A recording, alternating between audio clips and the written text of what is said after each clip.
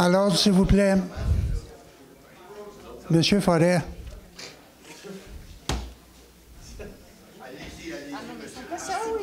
Mais... mon espace de travail, Monsieur Forêt.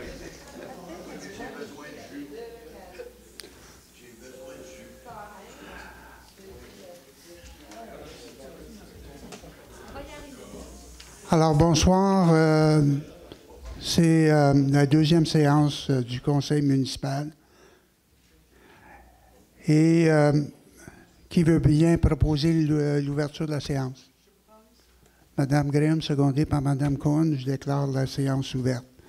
Vous avez tous une copie de l'ordre du jour. Par contre, j'aimerais ajouter pour adoption 4.01, qui va être le dépôt d'une déclaration que je ferai. Et M.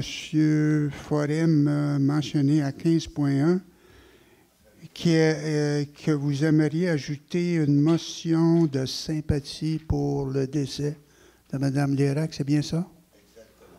Donc, avec les ajouts, qui propose l'adoption? M. Martin, secondé par Mme Cohen, donc adopté. Il n'y a pas de procès-verbal adopté, ni... oui, excusez. Il y a effectivement l'examen et adoption du procès-verbal de la séance ordinaire du 2 décembre 2019. Vous avez pris connaissance. Est-ce qu'il y a des ajouts, modifications? Non. Qui propose? Monsieur Forêt, secondé par Mme Graham. Tel que mentionné tantôt, j'aimerais déposer, mais je vais en faire la lecture, une déclaration de ma part. Donc, la déclaration se lit ainsi. Alors, c'est suite à une présentation des maquettes des étudiants de l'atelier optionnel 3017-B à l'université de l'École d'architecture de l'Université de Montréal.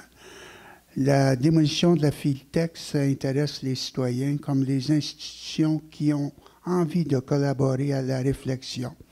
L'Université de Montréal en fait partie. M. Pierre Boyer-Mercier, professeur à l'École d'architecture, a pris l'initiative de proposer à son groupe d'étudiants en troisième année de bac en architecture d'imaginer comment Sutton pourrait réaménager son noyau villageois. Les maquettes qui ont été présentées, il y en avait 4, le 12 décembre dernier, sont avant tout un exercice pédagogique réalisé dans un cadre universitaire. La Ville y a collaboré en rencontrant les étudiants pour leur fournir quelques informations en assistant à cette présentation finale. Finalement, vous, M. Martin, vous les avez guidés dans la Ville puis leur faire découvrir notre... Oui. La Ville ne s'engage pas à réaliser l'un ou l'autre de ces projets. Il faut les prendre pour ce qu'ils sont, un regard neuf, loin des contraintes habituelles, sur notre noyau villageois et des idées créatives qui alimenteront notre réflexion collective. Un bel exercice d'idéation, un point de départ à une démarche plus large. En effet, au cours de l'année 2020, la Ville réalisera une consultation citoyenne pour que nous puissions définir tous ensemble le devenir de notre noyau villageois en regard des besoins collectifs. Nous tenons à remercier M. Claude F. Gagnon et François Bourdon, sans qui ce projet universitaire n'aurait pas eu lieu. Vous êtes invités à la Galerie d'art Sutton en janvier pour voir les maquettes qui seront exposées. Alors, on va les transporter, il y en a 4 avec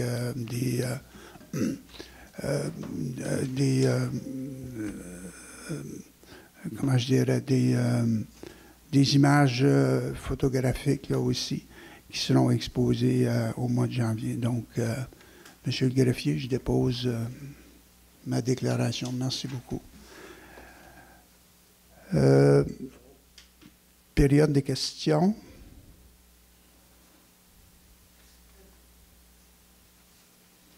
S'il vous plaît, au micro. Oui, je voulais juste ajouter un petit point. Selon l'ordre du jour, là, si... Ah, c'était pour votre déclaration. Juste que M. Pierre Boyer-Mercier offrait aussi de venir faire la présentation de ces maquettes-là, c'est tout. OK, merci pour le point. Il n'y a pas de... Alors, oui, ben, je vais continuer parce que vous étiez là. Il y avait d'autres citoyens qui étaient là. M. Lavoie, il y avait, évidemment, M. Gagnon. Ce fut très rafraîchissant de voir le bon travail de ces étudiants-là. Là. Et puis, j'ai bien... Hein? Stimulant. Effectivement. Donc, je vais me reporter à 5.1, qui est l'amendement de la résolution numéro 2015-07-266 intitulé « Vente d'une partie du lot 4849-800 du cadastre du Québec, place Gamache ». Donc, l'amendement...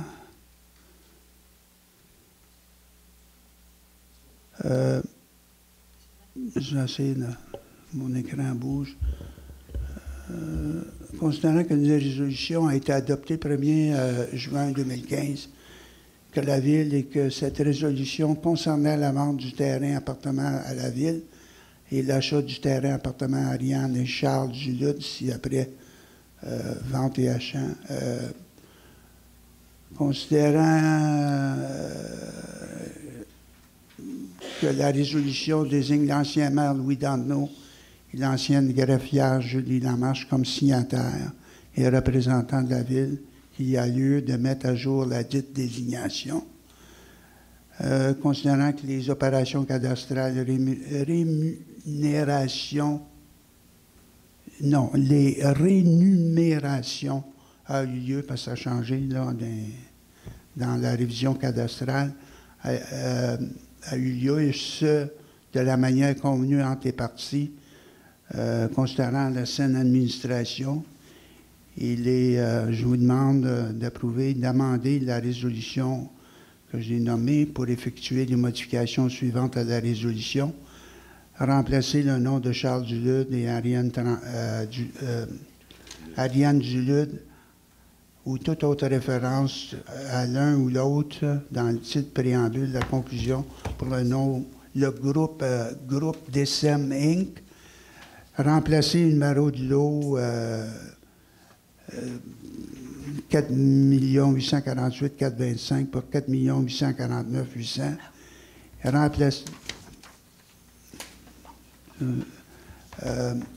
Remplacer les derniers paragraphes des conclusions par d'autoriser le maire, le greffier à signer tout document requis pour l'application de la présente résolution. Qui propose? Je propose. Secondé par Mme Lefebvre, Mme Graham et Mme Lefebvre. Alors, à 5.2, c'est la participation de la Ville au projet Les habitations abordables de Sutton dans le cadre du programme Accès Logis. 5.2. Donc, il y a un montant ici de confirmer la participation financière de la Ville au projet Les habitations abordables Sutton pour un montant maximal de 508 311 de la manière suivante. Participation financière de 101 000 par l'achat et don du terrain connu, désigné comme étant le lot 4 848 224 cadastre du Québec dans la circonscription foncière de Brome. Participation financière de 70 311 par l'exemption de taxes amorties sur une période de 25 ans. Participation financière de 37 000 par remise monétaire au projet incluant les frais payés relatifs au terrain, d'octroyer la somme de 508 301 de la manière décrite ci-dessous, les habitations abordables de Sutton pour la réalisation du projet, de confirmer la participation de la Ville au programme de supplément de loyer, PSL, autrement dit, PSL pour le projet, les habitations abordables en acceptant de s'engager dans une proportion de 10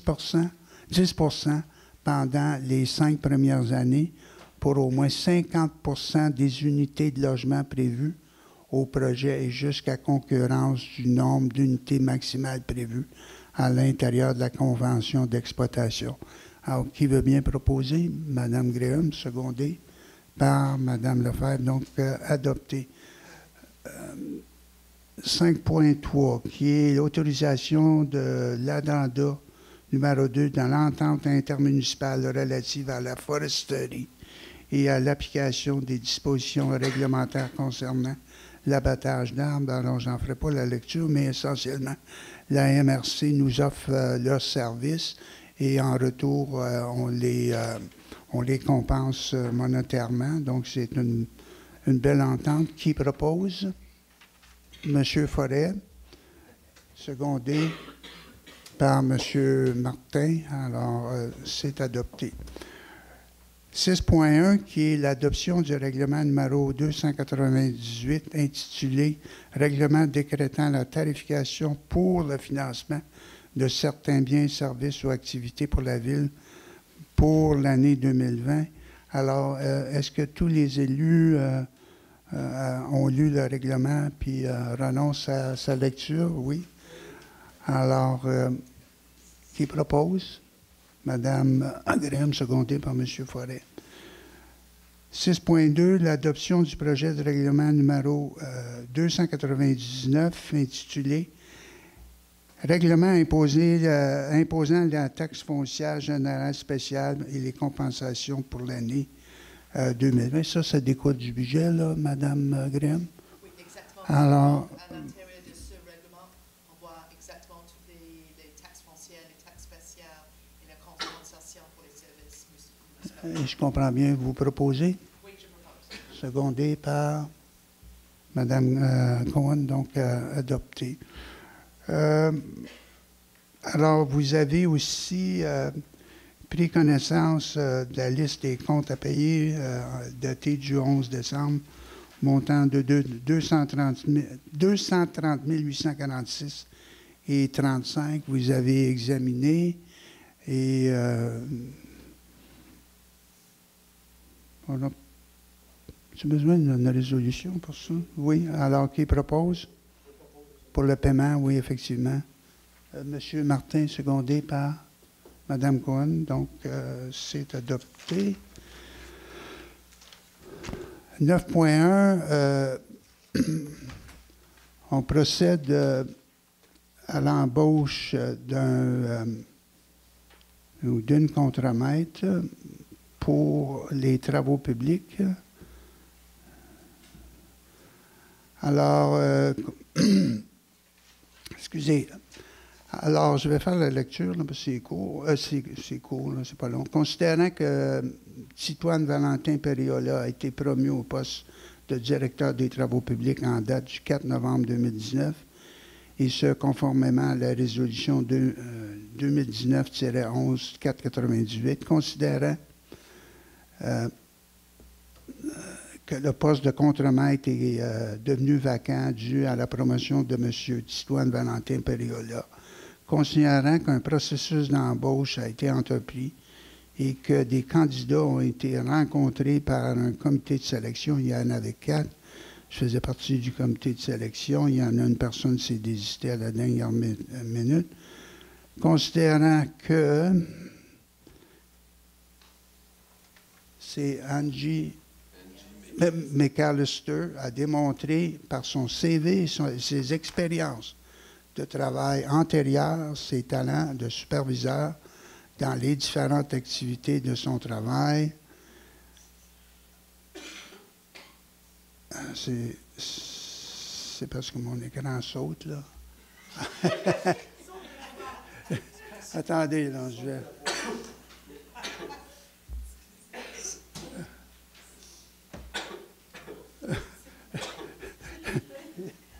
Tu l'as-tu? Tu fais la lecture?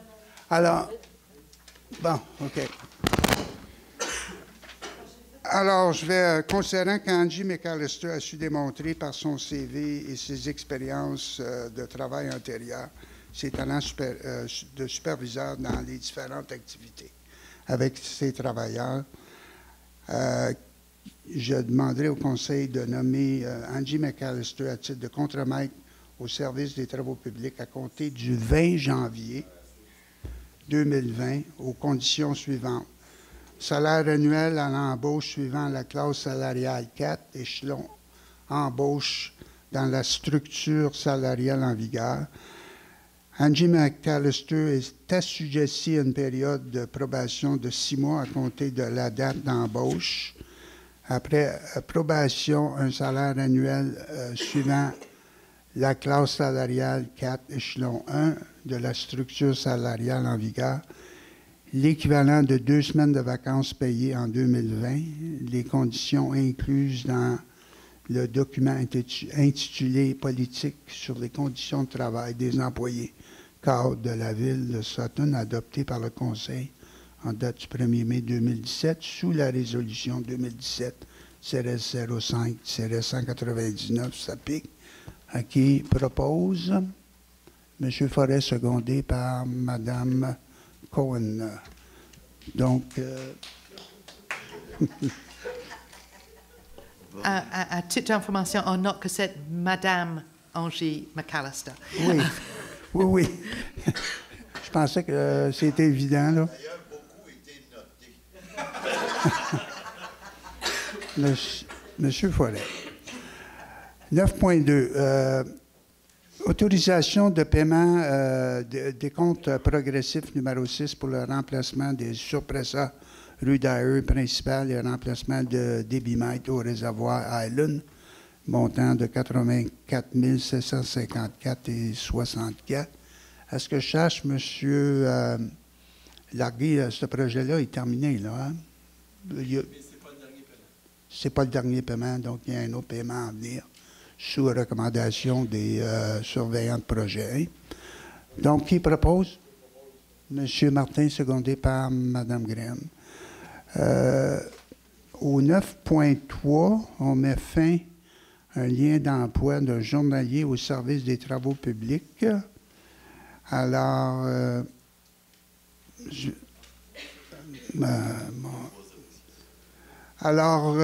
considérant que le numéro d'employé est... Bon, OK, merci. Considérant que l'employé numéro 3306 est entré en service le 13 avril 1998 à la ville de Sutton en tant que journalier au service des travaux publics. Considérant que cet employé a reçu un diagnostic d'invalidité totale permanente qui a été émis par un médecin, considérant que cet employé est en arrêt de travail depuis plus de 12 ans, soit depuis le 6 mars 2007, considérant que cet employé a atteint l'âge de 65 ans en juin 2019 et qu'il reçoit depuis cette date une rente de la Régie des rentes du Québec à titre de retraité, considérant la disposition contenue à l'article 10.05 de la Convention collective de travail entre la Ville de Sutton et le SCFP, section locale 3246, qui prévoit qu'une personne salariée perd son emploi lorsqu'elle prend sa retraite.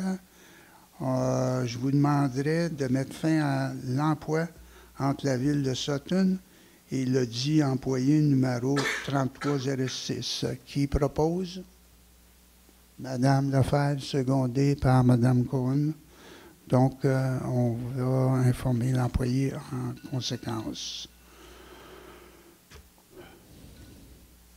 On veut, 12.1, procéder aussi à la signature d'une entente intermunicipale en matière de loisirs avec la Ville de Granby. Alors, le montant est de... Il n'y a pas de montant? OK. Oui, c'est vrai. Donc, qui propose? M. Forest, secondé par Mme Graham, donc adopté. On veut aussi former un comité d'évaluation des demandes d'aide financière 2020 du secteur loisirs et vie communautaire. Alors, sur ce comité-là,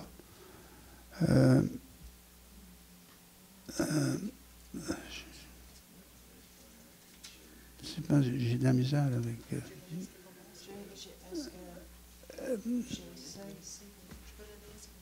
faites la lecture parce que j'ai... OK, il se donc passe quelque chose. la comité d'évaluation de demande d'aide financière pour l'année 2019 du service des loisirs de la ville communautaire, composé des membres suivants. Diane Lapointe, à titre de représentante extérieure. Jacinthe Lucier, à titre de représentante extérieure.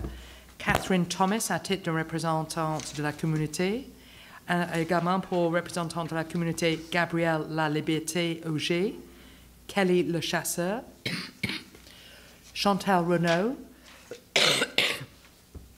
Et à titre de même, Michel Lafrance et Rosanne Cohen, à titre de conseillère municipale. Qui propose? Merci, Mme Graham. Qui propose? Monsieur Martin, qui seconde? Monsieur Forêt, vous secondez? Donc, merci, c'est adopté. À 13.2, c'est la bonification. OK. Vous notez que Mme... 13.1.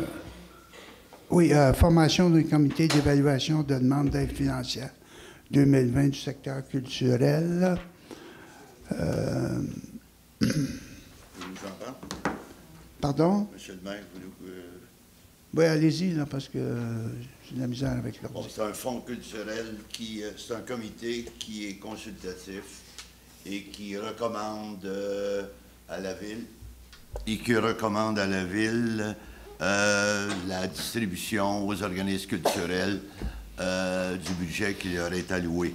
Le comité va être composé de Mme Héloïse Audy, de Mme Nathalie Bédard, de Mme Jacinthe Dugas, de Mme Daphné Poirier et moi-même à titre de conseiller municipal. Et je propose l'adoption de cette résolution. Est-ce qu'il peut proposer s'il fait partie du comité? Oui. Oui? Oui. Alors, apparemment que oui, M. Forêt. Donc, vous proposez, secondé par M. Martin. Donc, c'est adopté. 13.2. J'ai un doute. Alors, on va recommencer. Donc, compte tenu que vous faites partie du comité, je vais demander à quelqu'un d'autre. Pas de problème, M. Alors, qui veut bien proposer? Alors, M. Martin propose, secondé par Mme Cohen. Donc, À noter que mon doute n'est pas lié à un bénéfice quelconque, là, donc on ne parle pas de conflit d'intérêt, c'est plus basé non, sur non, le fait que c'est la partie juste du comité. question de perception aussi. Là. Merci beaucoup pour la clarification. À 13.2, c'est la bonification de l'entente de développement culturel avec le ministère de la Culture des Communications pour un montant de 28 735. Voulez-vous nous éclairer sur ça, M. Forêt? Simplement, ça peut être long à lire, mais l'essentiel de cette résolution-là, la municipalité avait et a encore une entente avec le ministère de la Culture et des Communications qui allait de 2018 à 2021. Et durant cette période-là, il y a eu un certain nombre d'activités et le ministère a bonifié son budget pour les années 2020 et 2021. Et il finance la moitié des dépenses qu'on peut faire dans le cadre d'un tel programme. Et l'essentiel du programme, c'est, considérant qu'une démarche d'aménagement culturel du noyau villageois répond à plusieurs priorités municipales, notamment l'avenir du terrain de la Filtex, du centre communautaire John Slade et du bâtiment abritant le musée de communication et d'histoire de Sutton. Des éléments que ma collègue a parlé dans le cadre du budget. Il y a aussi la révision du plan d'urbanisme qui est abordée dans le budget et la refonte des règlements, la protection du patrimoine bâti et des percées visuelles sur le massif du mont Sutton. Donc, on dégage un budget de 20 000 et on avait déjà un surplus de 8 735 de l'année l'année budgétaire 2019. L'année budgétaire 2019, c'est ça que j'ai dit? Oui, ça a commencé par 1900. Ah! Ben, j'avais pas le goût de dire mon âge. Ça va.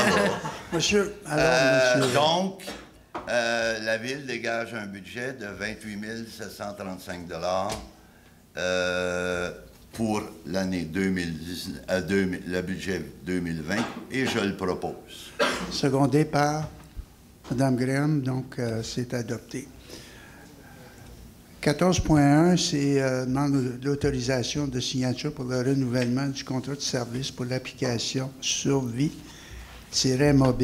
au montant de 13 860. Donc, c'est court, là, je vais en faire la lecture ici. Là. Considérant que le service de sécurité incendie utilise l'application Survie-mobile pour la réception des appels d'urgence provenant de COCA, la centrale d'appel d'urgence de Chaudière-Appalaches, considérant que le contrat pour l'application Survie mobile vient à échéance en janvier 2020, considérant que la compagnie COCA et la Ville désirent renouveler le contrat pour une période de 36 mois, soit du 24 janvier 2020 au 23 janvier 2023, représentant un coût mensuel de 385 plus taxes.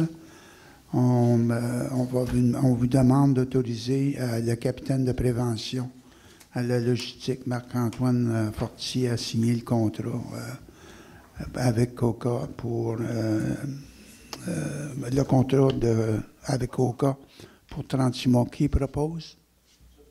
M. Martin, secondé par Mme Cohn, donc adopté. Et M.